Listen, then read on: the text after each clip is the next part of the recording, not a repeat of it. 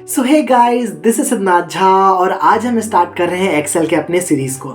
हमने पिछले क्लास तक देखा है एक्सेल के बेसिक से लेकर क्लिपबोर्ड स्टाइल ग्रुप के फॉर्मेट एज अ टेबल तक का वीडियो हम कवर कर चुके हैं। अब आगे हम लोग देखेंगे सेल स्टाइल को, सेल स्टाइल के बाद इंसर्ट, डिलीट, फॉर्मेट। ठीक है, तो अगर आपने और वीडियोस नहीं देखे हैं तो जाकर आप प्लीज़ देख लीजिए। देखने के बाद आगे बढ़िएगा तो बहुत मज़ा आएगा वीडियोस को देखने में और बहुत आसानी से कवर हो जाएगा पूरा का पूरा बेसिक्स टू एडवांस एक्सेल।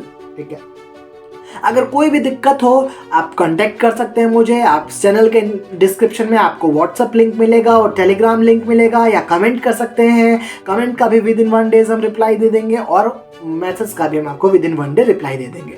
कहीं भी दिक्कत आए कमेंट करिए, मैसेज करिए, मुझे पता चलेगा यहाँ दिक्कत है तो मैं उस चीज़ का वीडियो बना के डाल दूंगा, या किसी भी टाइम पर मैं एक लाइव क्लास लूँगा जिसके अंदर सारा का सारा डाउट्स क्लियर हो जाएगा। ठीक है, तो हम स्टार्ट करते हैं अपने कोर्स को, जो है हमारा complete advance excel from basic to advance. ठीक है, हम लोग फॉर्मेट एज अ टेबल देख लिए थे कि फॉर्मेट एज अ टेबल क्या होता है। फॉर्मेट एज अ टेबल के बाद हम लोग चलते हैं सेल्स स्टाइल में।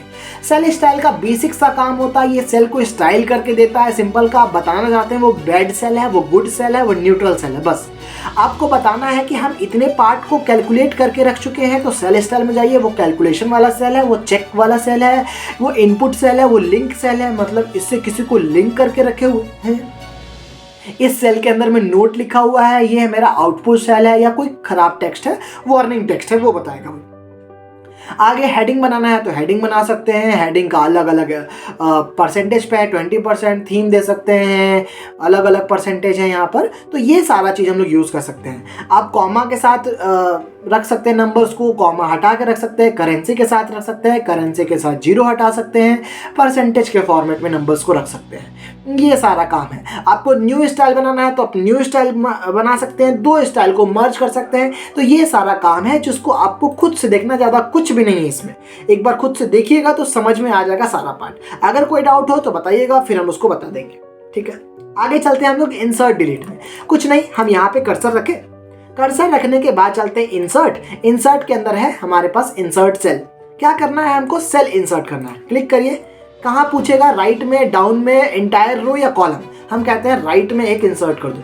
तो यहाँ पर जहाँ पर हम थे उसके राइट में एक सेल इंसर्ट किया और सारे डाटा को लेफ्ट के साइड भेज दिया। हम कहते हैं इंसर्ट कर दो पूरे के पूरे रो को, तो एक पूरा का पूरा रो इंसर्ट कर दिया। हम कहते हैं इंसर्ट करो एक पूरा का पूरा कॉलम, तो एक पूरा का पूरा कॉलम इंसर्ट कर देगा।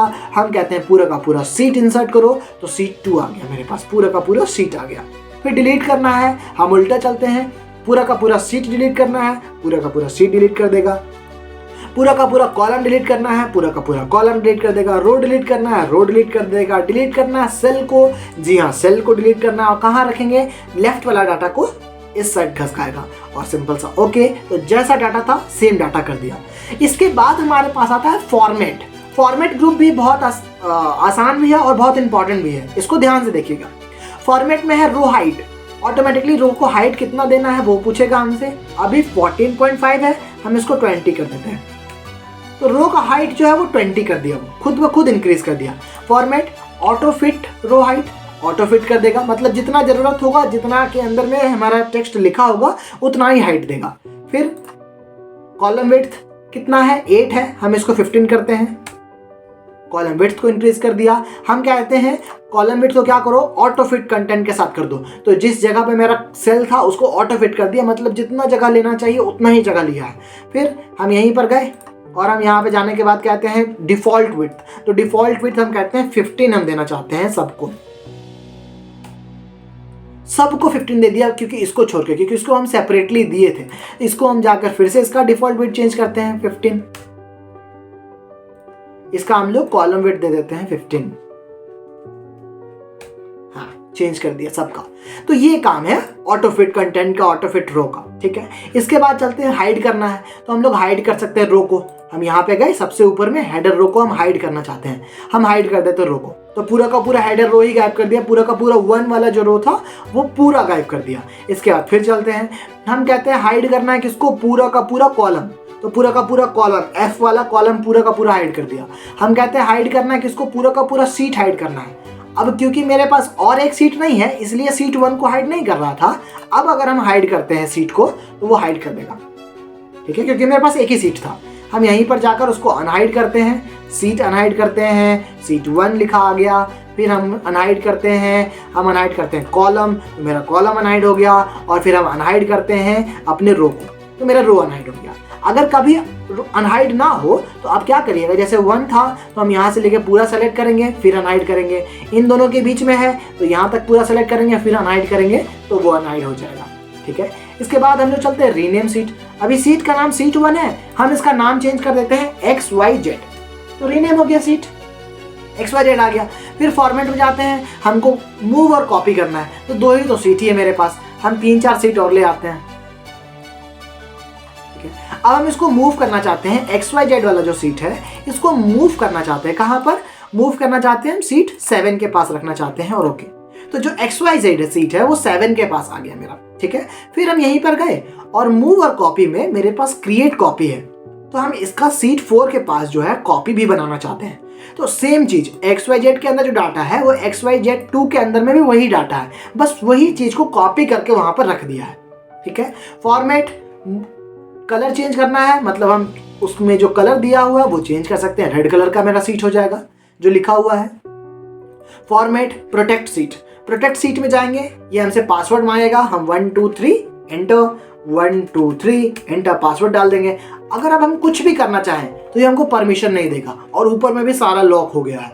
कोई भी ऑप्शन अगर हम यूज करना चाहें तो वो यूज करने हमको नहीं देगा, और सारा ऑप्शन लॉक हो चुका है। हम क्या करेंगे, फिर से जाकर इसको अनप्रोटेक्ट कर देंगे, फिर से पासवर्ड मांगेगा आपसे, और ओके कर दिए। यहीं पर देखिएगा आपके पास ऑप्शन आएगा लॉक सेल का। अभी हम कहीं पे भी क्लिक करते हैं तो देखिए ये बाय डिफॉल्ट क्या होता है, लॉक होता है। अब हम क्या करते हैं, इतने पार्ट को यूज सेलेक्ट करते हैं और इसका लॉक हटा देते हैं। अभी देखिए, क्या ये पार्ट लॉक है? नहीं। लेकिन क्या ये पार्ट लॉक है? हाँ लॉक है। अब हम लोग प्रोटेक्ट सीट करते हैं, हम गए प्रोटेक्ट सीट करते हैं, 1 2 3 ओके, 1 2 3 ओके। अब हम कुछ लिखने का प्रयास करते हैं, यहाँ पे तो लिखने नहीं दिया, लेकिन यहाँ पर वो हमको क्या लिखने देगा, हाँ लिखने देगा। जितने दूर तक हम सेलेक्ट किए थे, अनलॉक किए थे, उतने पार्ट में वो हमको लिखने के लिए दे देगा।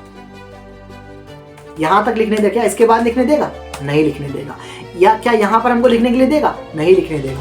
तो ये काम है हमारा लॉक सेल का। लॉक सेल क्या करता है कि मतलब अनलॉक सेल क्या करता है, जितने पार्ट लॉक है, बाय डिफॉल्ट सेल लॉक होता है, तो जितना पार्ट लॉक है उसी में से पासवर्ड लगाता है, अनलॉक वाले सेल में पासवर्ड नहीं लगाता है। अगर हम चाहते हैं कि मेरे अलावा डाटा को कोई छेड़छाड़ ना करे, बस एक जो वैल्यू हम दिए हैं उसको वो आदमी फीड करके दे, भर के दे, तो हम लोग अनलॉक सेल करेंगे, पूरे में पासवर्ड लगा देंगे और उतने पार्ट को ही अनलॉक करेंगे जिसमें यूजर जो है कुछ लिख सकता है। तो ये यूज कर सकते हैं हम लोग फॉर्मेट का, ठीक है। तो ये काम है हमारा फॉर्मेट सेल्स। ये तो हम लोग पढ़ चुके हैं नंबर फॉर्मेट के अंदर में ये सारा पार्ट, तो इन सबको देखने का जरूरत नहीं है। आगे चलेंगे, सम का है, तो ये वाला चीज हम लोग अगले वीडियो में कवर करेंगे। यहां तक उम्मीद है आप लोग को समझ में आया होगा। अगर वीडियो अच्छा लगे तो लाइक, शेयर एंड सब्सक्राइब जरूर कीजिएगा। Thanks for watching this video.